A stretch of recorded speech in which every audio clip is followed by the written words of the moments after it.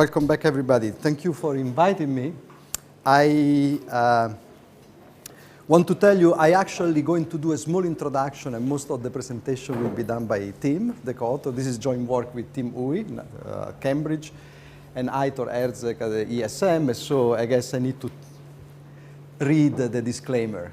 The views in this paper are not part of any of the institutions with which we are affiliated. So the question is very simple. The question is, in the last few years, we had great experiments in Europe. The IMF first, the IMF and the ESM, then the ESM taking over the IMF in certain part, the coexistence of different lending institutions. And if you look at this, the ESM versus the IMF, you see vast differences in the terms of the loans, both in terms of maturity and in terms of spread. So the ESM is longer maturity lending, lower spread.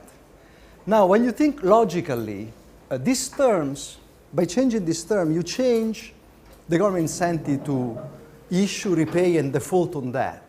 So in a way, they matter for assessing debt sustainability. Official lending, terms of official lending matter for assessing debt sustainability, just like tax capacity, spending, and inflation. Yet, most of the analysis of assessment of sustainability is done independently of the terms of official lending. So in most cases, the empirical practice, they ignore the official support packages. So at least, if not logically inconsistent, you would say that they are not sufficient.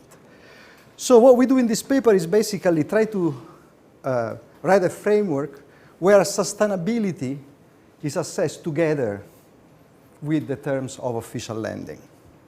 So the point, I'm going to be a little bit more stronger here.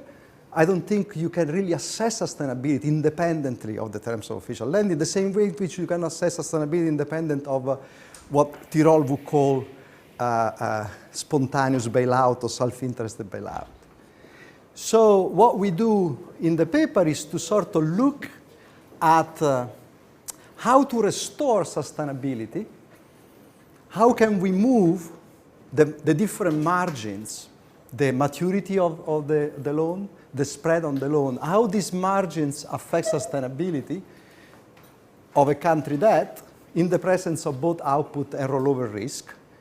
And as you see, the margins are both the maturity of the lending and the spread. Could be done at market, at penalty rates, at concessional rate. We'll be precise about these terms. So we'll give you an example. We'll give you a model, and finally we'll take the model to the data, showing how beautifully it fits the dynamics of the Portuguese debt as a case study, and we do some counterfactual. So I should leave the floor to Tim, who will entertain you at a much faster speed than I can do. Hopefully not too fast. Brace yourself. Default is not allowed. In any case, default is not going to be allowed. Default on the presentation. On the No, we start with default, model with default, and then we look out by changing the terms of support, you modify the incentive. So you can basically decide, or you can see what terms of support would avoid default, and then you can decide whether or not to pursue it. So thank you, Giancarlo. Thank you to the organizers for accepting our paper. And before I begin, I just want to point out that all three of us are in fact here in the audience. So if you have any concerns regarding the theory, feel free to shoot them to Giancarlo. Concerns and problems with the data, Aitor is your man, so I am not to blame for any of this. No, I'm just kidding. Any and all mistakes are obviously mine. I thought I would start with a joke because it's been a long day, I guess, for a lot of you. So as Giancarlo was saying, what we do in this paper is we model these different bailouts. And where the dimensions of heterogeneity that we're interested in include maturity of the debt, spread of this debt, as well as availability of this debt. And we do this within an environment that has both output as well as rollover risk. So this is in the tradition of Kolkiho or Kanesa-Kiho. So we're going to refer to output risk as being fundamental risk, rollover risk as being non-fundamental risk. This is going to be done interchangeably throughout the presentation. And what we find is that loans with longer maturity and lower spreads, they raise sustainability essentially by allowing these countries to roll over debt and avoid default. But this is not necessarily a free lunch because there's still going to be trade-offs here. In particular, by reducing rollover risk, what you're also going to be doing is you're going to be encouraging these guys to accumulate higher levels of steady-state debt. And what that then means is that depending on the composition of that can translate to higher probabilities of default. Furthermore, on the output risk side, you can also show that by enhancing the country's ability to borrow even after a series of negative shocks, the prospect of a future buildup of debt, given these adverse circumstances, can then in turn limit the capacity that you can borrow today. We'll also show how official lending can be structured to generate private sector bail-in, effectively mitigate default, as well as ease transitions into what Cole and Kehoe constantly call safe debt zones. So Giancarlo was already kind of alluding to this a little bit earlier. Let me just be a little bit more precise. So what we do is we take this model to the data. In particular, we use Portugal as our natural experiment. I'll give some reasons for that later. And we find that it can successfully replicate some key dimensions in the Portuguese experience in the recent Eurozone crisis. In particular, model implied spreads, which are endogenous for Portuguese market debt, are consistent with what you observe in the data, and similarly for the evolution of the composition of debt. So you have that the more official debt you take on, and these different debt instruments, whether they're from the IMF or from the ESM, we model both these types of instruments, that they in fact help Portugal to get out of the rut that they're in. So they basically get out of the crisis zone, make its way back to the safe zone. They also get out of the recession. And so then market spreads fall just as the composition of debt tilts towards official debt. So this is exactly kind of the key mechanism in the model. And we also find that both these types of bailouts, the IMF-type bailouts or the ESM-type bailouts, in fact, they have very strong quantitative implications also for sustainability. So in particular, we find that the level of debt can be as low as 80% or it can be as high as 180% of GDP, depending on the composition of the debt, hence calling into question sort of standard practice that just calls for an absolute limit or a threshold. And instead really kind of giving credence to our sort of explanation, which is really much more on the compositional side of things. We then run, given that we are able to replicate the Portuguese experience, we then run some counterfactuals. Yeah. Yes, we still have that. Yeah, we still have that. So you use that to map to the data? Yes, yes, yes.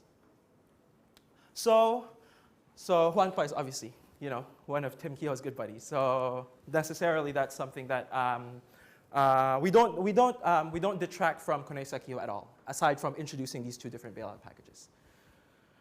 So we also run a series of counterfactuals where there, what we do is we basically say, consider the case where suppose the IMF were to use the ESM rate. Suppose the IMF were to use ESM maturity, and vice versa. What happens? Which ones really matter?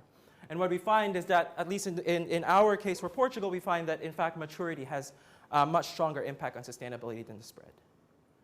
So before going on to the model, let me just spend a couple of minutes talking about the data. So I'm just going to take two cuts at the data, two important dimensions. First dimension, this is a key input into the data. These are basically the different lending terms. So once again, you know, I can't emphasize this enough. The paper is all about how these different lending terms give you very different numbers for sustainability. So in particular, what you observe in this table is that, first of all, most of the countries that we choose to focus on are European countries.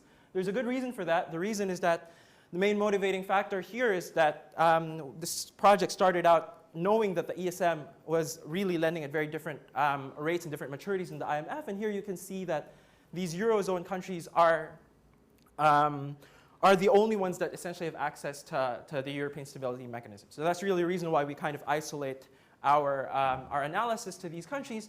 And we're in fact going to be focusing on Portugal. And I'll give the reason for that in the next slide.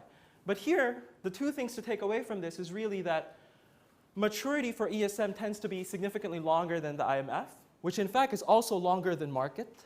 So in fact, the IMF is also lending at different rates relative to the average market debt. And it's also that the spread for the ESM is also typically lower than the spread for the IMF, which in turn is also lower than the market spread during time of crisis. Spread over German bonds? Yes, this is spread over German bonds.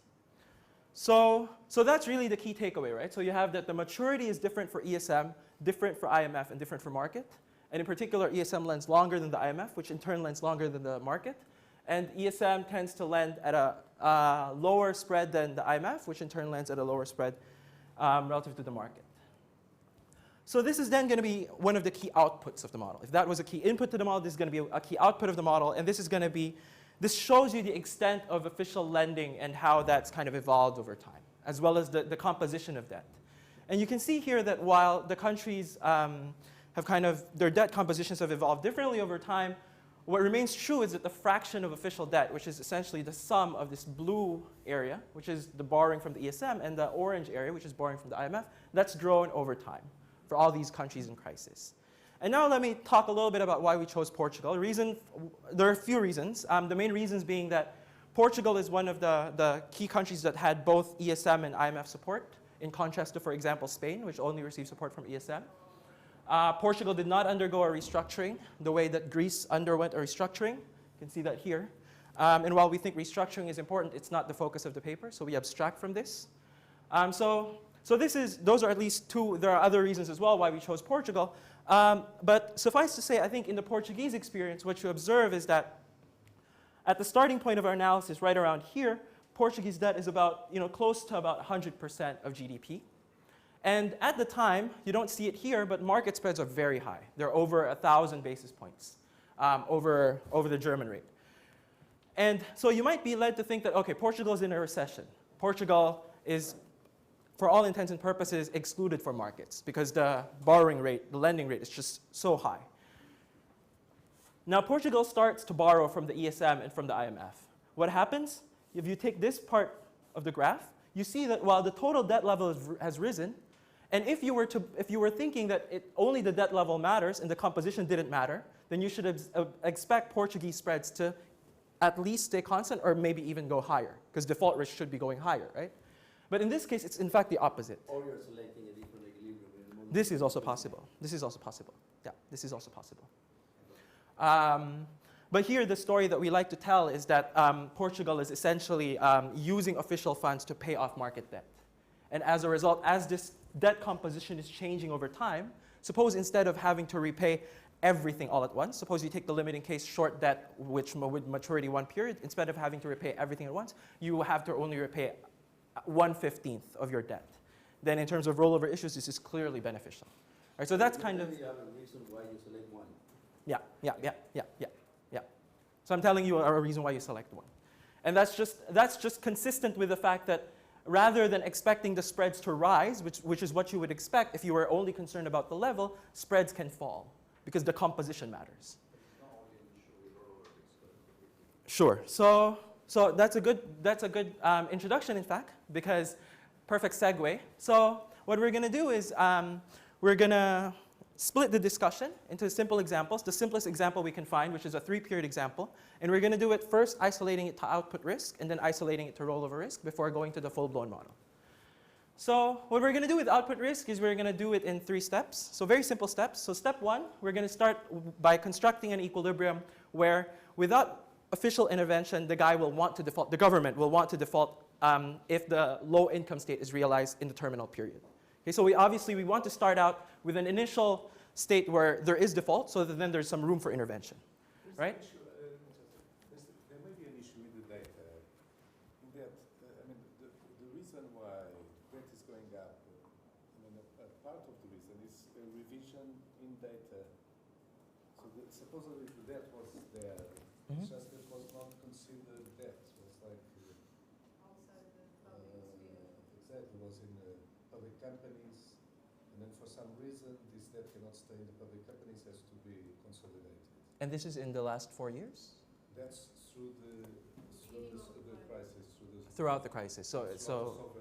So in fact, around this period. Yeah, because if the revision had come before, then deficits are relatively low in this period because they have to be low, right? Right. So this big rise in debt is and it's quantitatively significant. I'm not sure it's 100% explanation of that. Yeah, that's what I'm getting at. So deficits are low.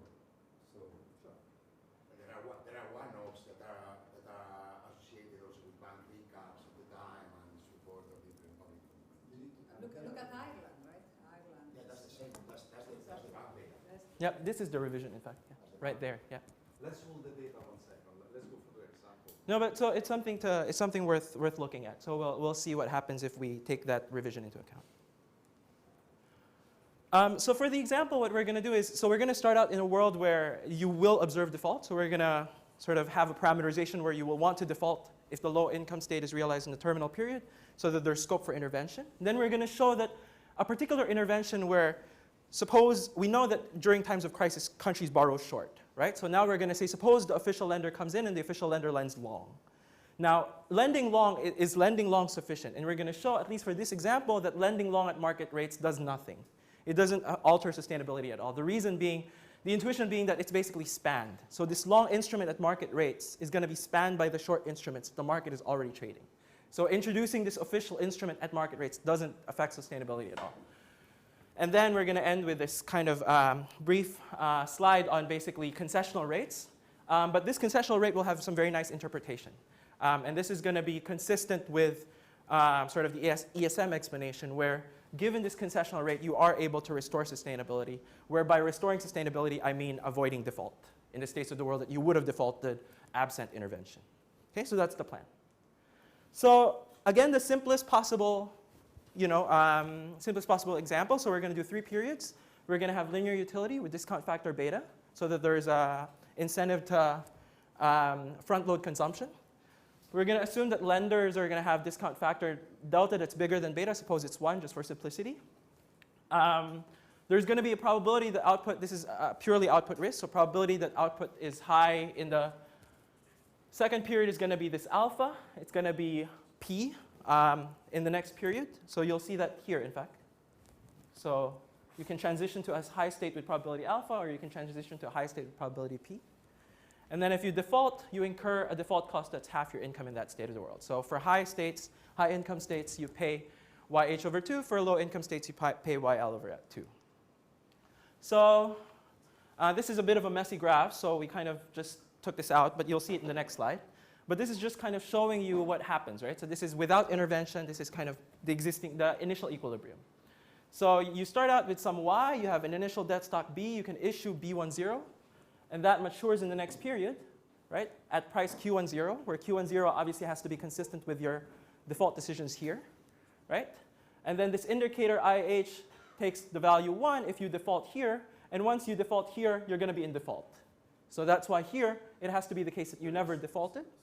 So your stuff is qualitative. It's not quantitative. This example is not quantitative. Yeah. Yeah. We have the quantitative exercise at the end. Yeah. So the quantitative exercise will be the full-blown infinite horizon model, the Konesa-Kehoe essentially with 2 types of bailouts. So, but here we just want to make a point that, that in fact, qualitatively, that these official lending instruments can really alter sustainability when they're structured properly, when they're given certain concessional rates. And we're going to characterize what those concessional rates look like. So here, if you do not default, and you continue to repay in the next period, this is what you get, right? So you can issue here, you can issue B1H, then you repay this B1H. Otherwise, you can default in the terminal period as well. Okay, so this is what the full kind of full equilibrium would look like, right? So you have all these different choices. So are these zero cost interventions, or kind of these lending will be below market rates? So the IMF will take a loss on that, or an expected loss? No, so not necessarily. So I'll come back to this, but you'll see later that it's not necessarily a transfer. It's only a transfer if the concessional rate is low enough. I'll address that in the last slide. Something the IMF can do which the market can't do. Yes. That's Yes. exactly what the IMF Yes. is. Yeah. Yeah. Yeah. Because it can do something that the market cannot do. But this is a nice question. We will come back to that in the last slide. You'll see what we mean. Yeah. Stuff. Are you going to discuss conditionality also? Oh, we are not. Yeah, we're not. Yeah. So We don't. the There's. conditions, Yeah. The, penalties outside, like additional debt ceiling outside of the endogenous limit for borrowing, or some. Yeah, not really. So the only thing here that I'm going to say is that you'll see this later, is that when we consider intervention, at least in this simple example, we're going to consider a specific specification as well in terms of how much debt you're borrowing, how much debt you can borrow from the ESM. So it's not that you can borrow without limit. It's that the ESM. IMF and ESM differ as well. Yeah, absolutely. To, conditionality. I agree. Yeah. Yeah, so we don't, this is not a focus in our quantitative exercise. So it's also not a focus in our, it could be important, but for the purposes of this presentation, not so much. But so let me characterize this equilibrium with no intervention first. So here really what we're interested in is we want to have default in these states of the world, right? So in the low states of the world. So then what's gonna happen is then, given that you're gonna default here, and you have this beta less than 1, right? And this is linear utility, so you're front-loading consumption as much as you possibly can.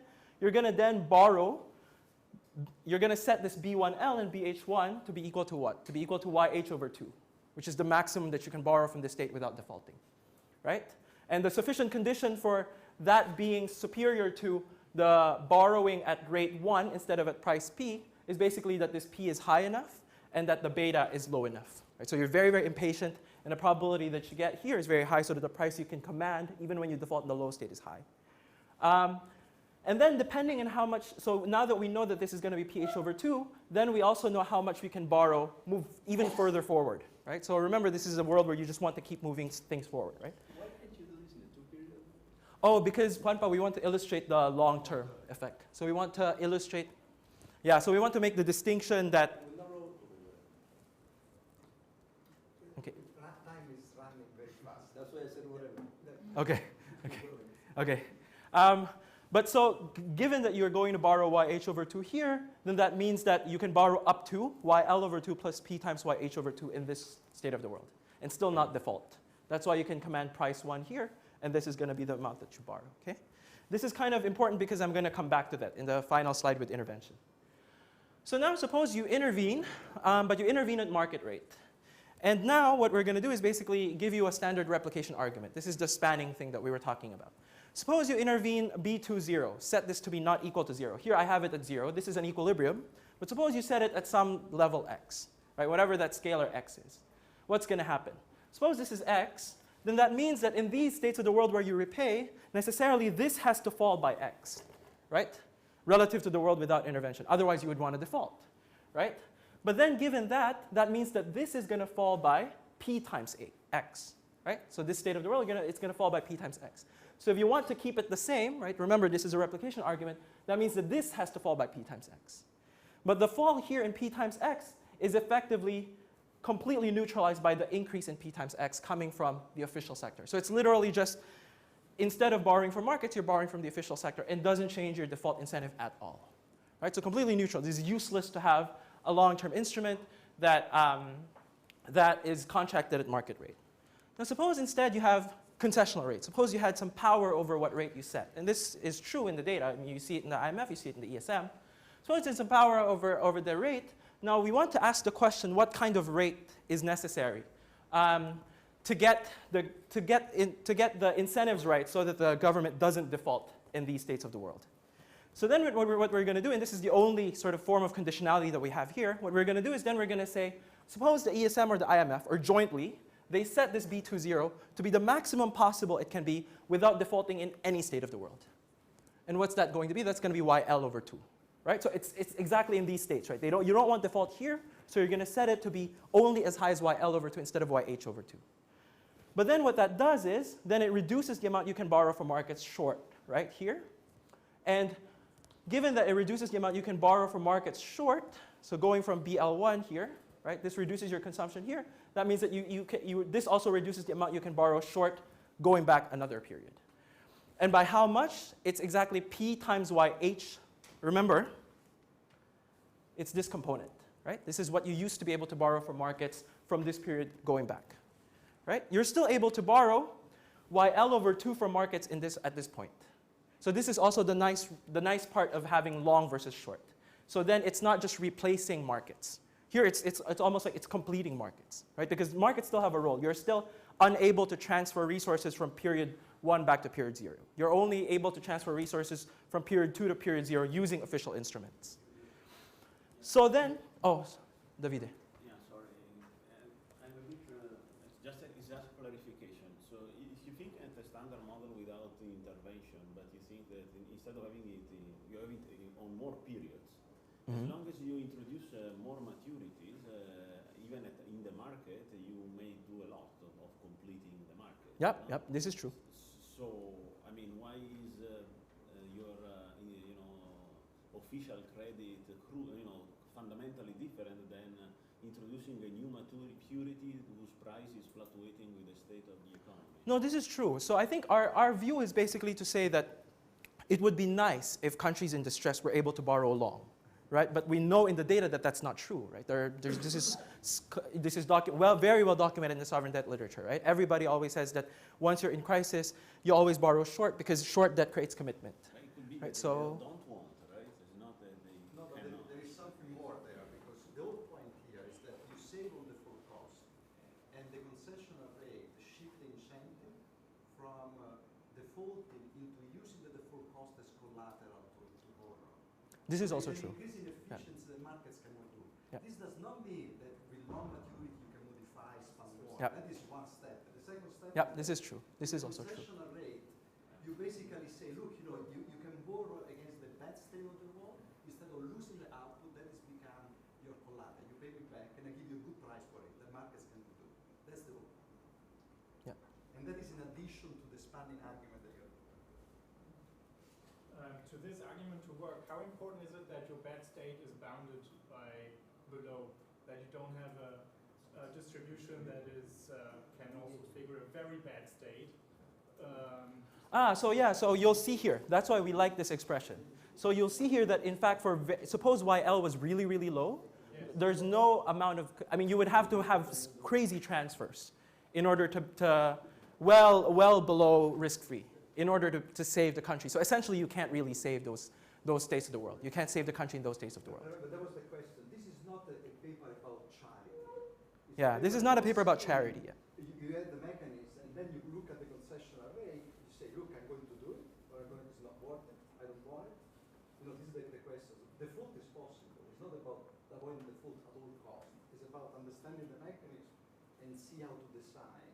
So it's concessional. Why do you call it concessional? So I make very clear, right? So here, it's concessional because market rate would be P, and this is P times YH over YL, and the concessional rate is in fact this YH over YL, is how deep the recession is. The deeper the recession, the larger the concessional rate has to be in order to avoid or save the country from defaulting in those states of the world.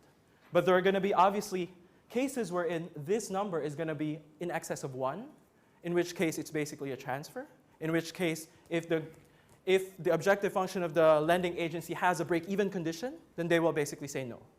And there is no, under no circumstances, even with Q equal to 1, can you save the country from defaulting in all states of the world. But again, if that is a matter of objective function. We are not doing welfare here. Yeah, we're not doing There's welfare. nothing wrong with transfers in principle, right? It depends on the objective function. I think all this is a mechanism. It gives you the frame. So here what we really like to point out is just that you're unable to borrow PYH over 2. So you're unable to borrow PYH over 2 from markets, but then you get back instead QYL over 2 from the official lender, right? So that's what you get here, right? It's because now you're borrowing YH over 2 because you were defaulting in this state. Now suppose you cannot default here, right? I explicitly set the concessional rate so that I incentivize you not to default here. Then you're going to get in return QYL over 2 instead of PYH over 2. So in order to provide incentives so that this is welfare superior, Pareto superior to the world without intervention, Q has to be at least as high as this PYH over YL. So because the IMF is bigger, then it internalizes the effect that by changing the lending is affecting the probability. no, so the difference why is... is it that the market cannot do it and the IMF can do it? What's the advantage of the IMF? No, so this is basically the IMF acting like a borrower. So it's the IMF collateralizing the default cost. So here, the government cannot commit, right, to not defaulting. So it basically says, okay, the P is high enough and the beta is low enough that I would want to default. But then the IMF comes in and the IMF says, no, look, if we were to set incentives right, if we were to give you a good enough deal here, then it's just like what the ESM does, right? It's like a third party, an intermediary of sorts. But if it's not also money work. It's a subsidized rate. Yes, correct, You cannot, correct. You cannot, if you don't have the option to default. So if you default, they come with guns, right? Yeah. Or with something Yeah, else, yeah, so yeah. they- This is true. Yeah, this is true. So this is true. We only consider equilibria wherein this Q in fact is validated by no default in the terminal period. Yeah. So you can think of it as, yeah. Here you have the the Yeah. option to default. Yeah, yeah. So that the private lenders aren't big enough? Is that one of the advantages of the IMF? That they Yeah, the official lenders are big enough, yeah. alter the incentives? Yeah, and the official lender also has the power to enforce, essentially, repayment here. So this is your guns argument, basically. So there's commitment. Yeah. So once the official lender comes in, this is my partial answer to conditionality, is basically to say that the official lender is setting this, right? The official lender, ESM, does not just tell Portugal, oh, look, you can borrow as much as you want at this rate. No, the ESM will prescribe a particular amount, right? And then, Why isn't JP Morgan doing it? JP Morgan could do it. Actually, if you look at the history of lending, the Yeah. first big bailout was private people. Even the LCTM was done by the Fed with 5 big banks. So they need to be big. That's No, there's you need to be able to borrow at let's say risk-free rate in this case. But are you going to lose money or not? No, you're not. you won't lose money because the guy's not going to default. No, That's the whole in point. principle, if you have a market coordination of big institutions, this is actually the way in which lending as a result actually occurs in practice before the current crisis was like this. I'm talking about the model. Juanpa, so you, There is a- look, suppose I, The reason is there is a big agent that understands that by board lending more affects the probability of default. yeah, That's correct, the difference- correct, correct, exactly, exactly. Effective incentive. And you do not, The probability. Sure. and you do not necessarily lose money, yeah? It depends on whether this PYH over YL is less than or equal to 1. I think that's nice. That's a nice point, right? So here we basically give you some guidance in terms of what the concessional rate has to be, and we also tell you that this concessional rate might not be enough, right? So as Giancarlo was saying, this is not, we're not talking about welfare necessarily, okay? This is about equilibrium. So let me now move on to rollover risk in the interest of time. So here, rollover risk, we model this just as Conesa and Kehoe do it. So even going back to Cole and Kehoe, you always have safe zones, crisis zones, and default zones. So for those not familiar, safe zone is basically the zone we're in. Market funding is not necessary, and you never default. The default zone is the zone in which doesn't matter whether the markets finance you or not, you always default. And then the crisis zone is going to be the zone in which you only repay if the markets fund you, and you default otherwise.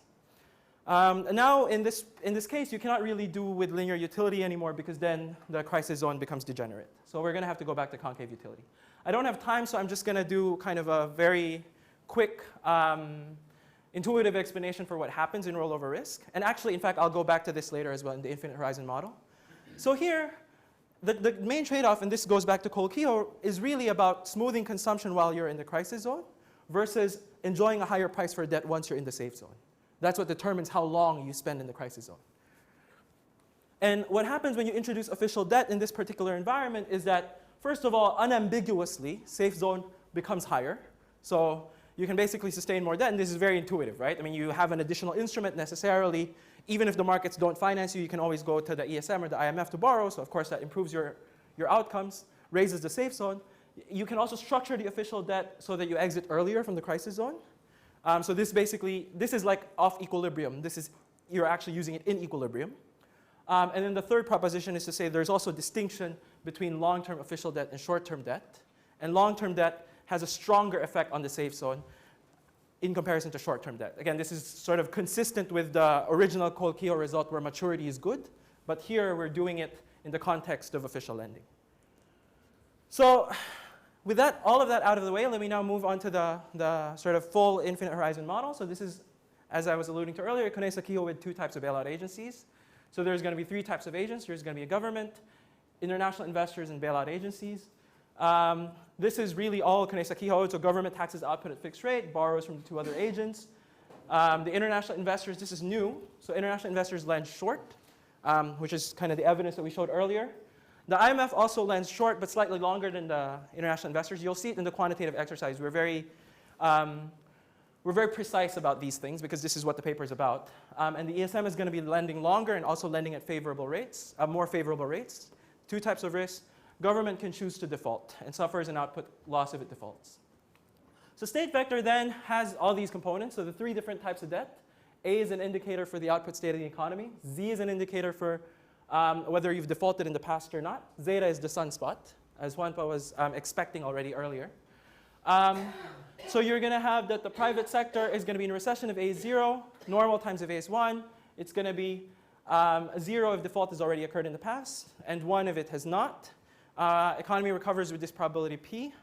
And the sunspot has this uniform distribution, and if the sunspot is greater than 1 minus pi, international creditors expect a crisis to occur and refuse to lend. So I needed to get all of that out because then this is going to be key. So in CONESA and KIHO, they have 4 thresholds, right? What are the 4 thresholds? The 4 thresholds are basically thresholds with and without market financing. So where without market financing, it's denoted by little b. With market financing, it's denoted by cap b. And this is going to depend on the output state of the economy. So if it's 0, bad times, right, that could be with or without financing, or if it's 1, normal times. And we know that little b is necessarily going to be less than big B, where the region between is going to be the crisis zone. And any debt level that's lower than this little b is going to be considered to be in the safe zone. So again, this is CONESA-KIHO logic, the fact that in the safe zone you always repay, whereas if you're in the crisis zone, you want to default if the markets do not lend. So we're going to show you exactly how official lending, in fact, affects the boundaries of these 2 zones. So in CONESA-KIHO, they basically, if you think about a real line, they have 4 points on the real line. Right? If your debt crosses particular threshold, where the points could be arranged differently, the only ordering we know is this one.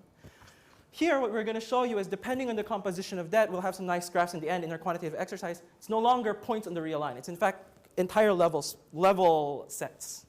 So if you had more IMF debt or if you had more ESM debt, this number could be a lot bigger or could be a lot smaller. So it depends on the composition. And I'll be more precise about that very shortly. But so that's what we're getting at. So we're looking at these 4 thresholds, and then we're considering how the thresholds vary with the official lending terms.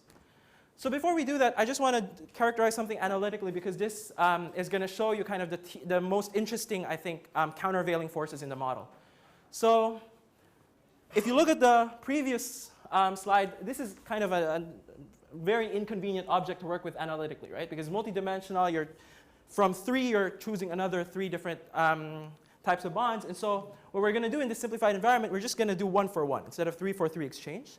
But the 1-for-1 exchange is the relevant one. It's the one where you exchange your short-term market debt for your long-term official debt instrument. Okay, so it's just to illustrate, okay, to show you kind of what the forces are. Because there are opposing forces in this world as well. We're going to assume that when you default, you just lose some fraction additively, some fraction tau, and you will lose some output A. So we're going to dispense with this ability to abscond current period borrowing. This is the only place in which we kind of deviate from CONESA-KIHO a little bit. So the first result, this is something I alluded to earlier, is that you can show that even in this infinite horizon setup that the safe zone unambiguously rises with the introduction of the official instrument. This should not be surprising, right? This official instrument, so this is the indifference condition that characterizes the limit of the safe zone in the absence of intervention. So there's basically value of repayment, so you repay without being able to issue any debt, right? And this is the value in default, right? So this is the maximum amount that you can sustain without any market financing. Suppose you introduce an additional instrument. The additional instrument's contracted at some rate Q. Suppose it was vesting in the following period fully. You could introduce some delta here. It doesn't make a difference qualitatively. In fact, it makes a result even stronger. But you can show then by a standard Jensen's argument that this is going to be bigger than this, right? So the safe zone unambiguously rises. And this is going to be important because you'll see that this, in fact, will lead to the other boundary, the boundary for the crisis zone, potentially narrowing, depending on which force is stronger. Okay, so I just want you to remember this result. So this is a standalone result, that the safe zone is unambiguously rising. So that's a good thing. But we'll also show you that because the crisis zone can narrow, that official intervention is not always useful. Okay? So let us now discuss this kind of crisis zone. But I guess before that, let me just spend like maybe 5 seconds saying that we view this kind of expansion of the safe zone as some sort of private sector bail-in, right? Because this is off equilibrium. This is just by the mere presence of the official lender, it helps to calm market investors' fears, right? Because market investors know that this guy has some alternative source of funding. So in fact, there's no official disbursement in equilibrium for debt levels that are at the level of the higher safe zone. But of course, if debt levels were still higher, so that they're still in crisis zone, then you need official disbursements.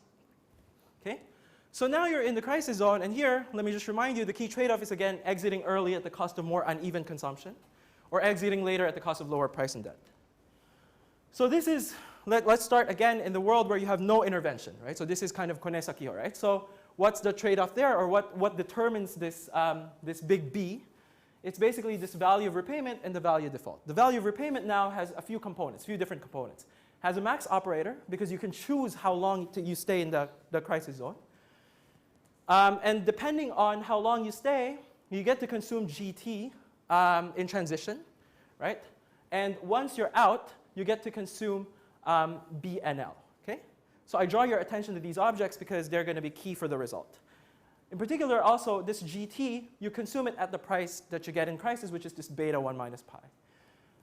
In contrast, when you're in the safe zone, you get this price B, beta. So it's really about the tension. The tension is between having this GT be as smooth as possible, conditional on an initial B, right, versus enjoying this higher price beta versus beta 1 minus pi.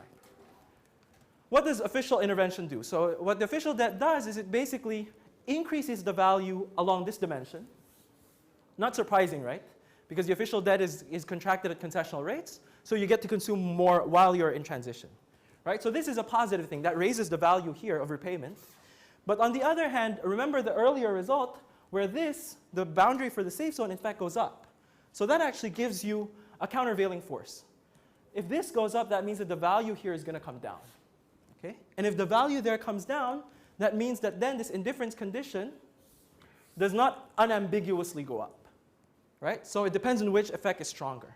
And in fact, if the second effect is stronger, if the increase in the safe zone is so much that that effect is stronger than the gain that you get from the transitional consumption, you actually get that the boundary for the crisis zone falls.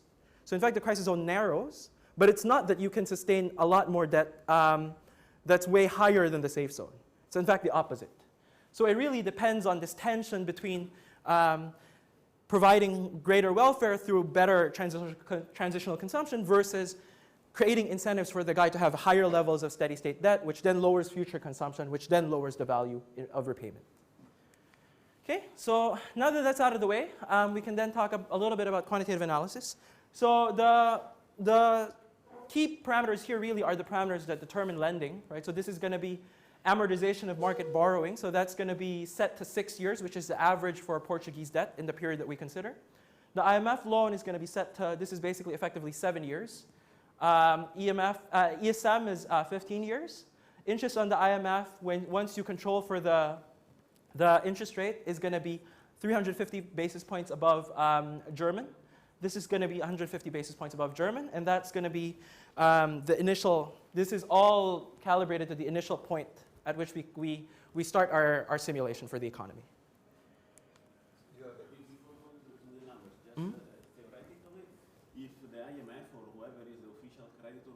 Is it this one or this one? Yes. This one. Say the IMF or the official creditor could choose delta or whatever is the, it could do better, no? It could make the country say, you know, yeah. No, in fact, we have some counterfactual experiments that do exactly that. So suppose you set suppose IMF and ESM both chose the same delta. And then we'll all.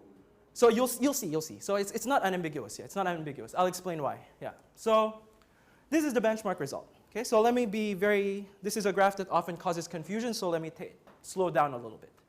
So this is telling you those 4 thresholds that we discussed earlier and how they vary with the composition of debt, right? So this is basically telling you with 5% with 5% IMF debt, how much total debt is sustainable in the absence of market financing and in the case of a recession.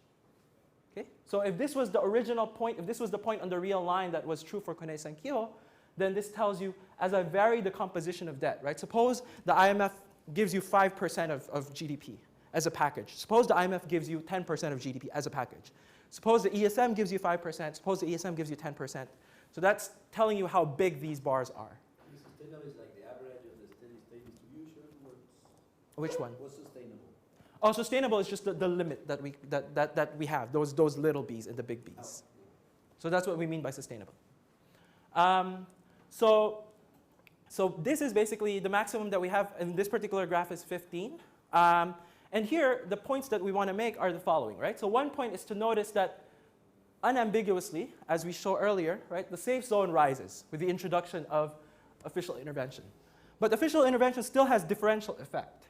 In particular, if you look at, for instance, this versus this, right? So this tells you that if I had borrowed 15% from ESM versus borrowing 15% from the IMF, I could in fact sustain higher amounts of debt. safely without any market financing, right?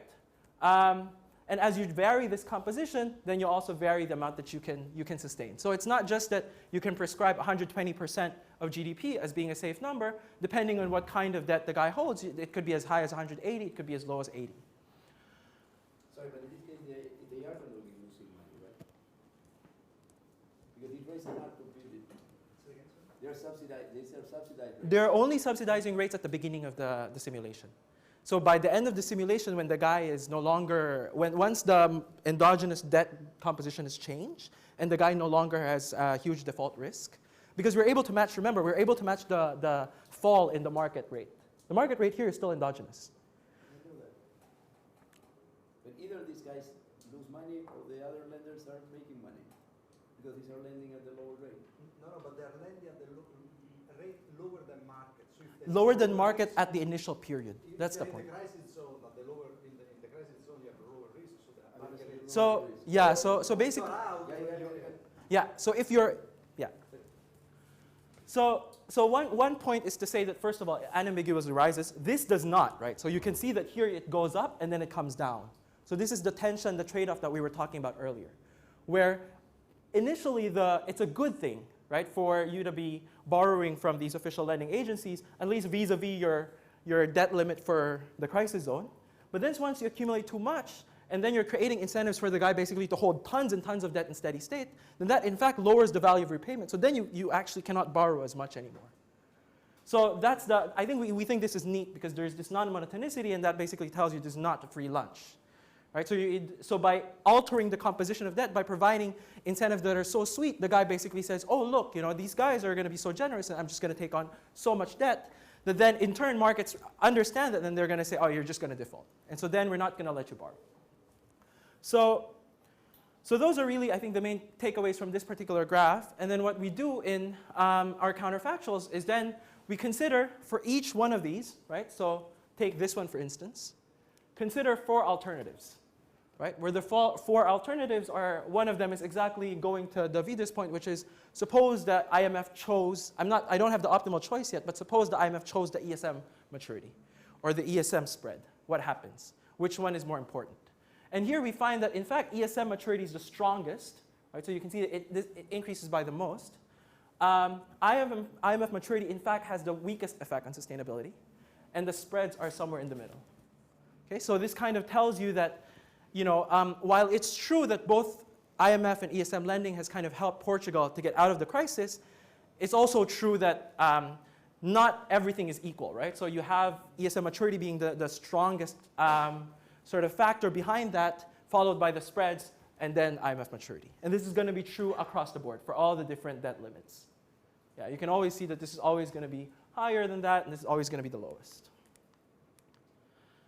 So to conclude, I think we really want to emphasize here that this is a paper that just wants to make the point, firstly, the qualitative point that when assessing debt sustainability, one necessarily has to increasingly take into account the terms of official support. Right? This is not something perhaps that was relevant 50 years ago, but especially for countries in the Eurozone that are borrowing from both the ESM and the IMF, this is very relevant, and not only relevant qualitatively, but also quantitatively. Right? We show that quantitatively, you can have debt levels as low as 80%, or debt levels as high as 180%, being sustainable depending on the composition of your debt. And we also find that the ESM maturity is the strongest sort of factor that contributes to having higher levels of debt being sustainable vis-a-vis the level that's sustainable absent intervention. So that's all I have for you today. Any other questions? Yes. Yes, one. Okay, I can understand that when you have rollover risk, then you play around with the rates and you're big, and then you can come up with this subsidized rate in which you do not lose money, theoretically. Now, the fact that you stick into the model the rate that the IMF pick, and then it just makes 0 expected profits, that I don't believe. Oh, we don't say make 0 expected profit. We don't say make 0 expected profit. You might lose money, correct. Okay. You might lose money, correct. Correct. We have not checked that. That's true. That's true. We have not imposed that condition. I mean, there are people here from the IMF and people from the ESM. They can speak more on this point, if that's in fact empirically true or not. So I think that's also up for debate at this point, right? You might have to wait 30 years. Exactly. That's what I was going to say. Exactly. We won't really know until 2046 or whatever it is. 2040, 2041, I guess, for some countries that started borrowing at 2011. One comment on your Yeah, Leonardo. of the data from Portugal. Mm-hmm. So what I remember seeing is that the spreads really came down with the whatever Mm-hmm. it takes by the ECB. And if you take the whatever it takes literally, so the composition of debt doesn't really matter anymore. And then when your current official debt is not also so clear if the ECB is truly committed to do whatever it takes. We have a companion paper we do the experiment. Of course, these things before the whatever it takes has much larger effect than after. Right. But it's still there. It's still there also after the whatever it takes.